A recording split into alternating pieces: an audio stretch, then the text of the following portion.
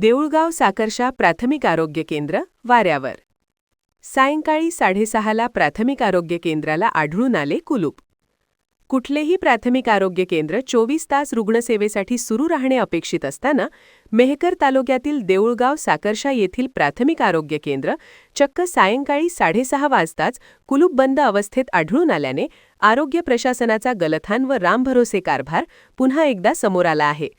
दरम्यान या प्राथमिक आरोग्य केंद्रातील हलगर्जी कारभार, अपुरी सुविधा, रुग्णवाहिकेची अनुपलब्धता व कर्मचाऱ्यांच्या निष्काळजीपणाबाबत ग्रामस्थांनी थेट मुख्यमंत्र्यांकडे तक्रारी करून आरोग्य सुविधा पुरवण्याची तसेच संबंधितांवर कारवाई करण्याची मागणी केलेली आहे.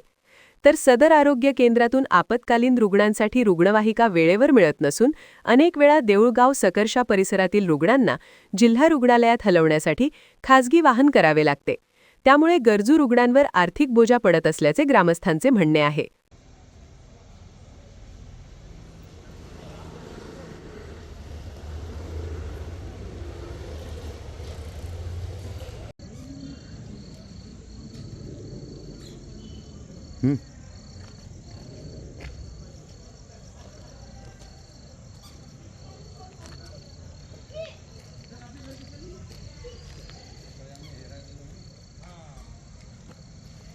Good,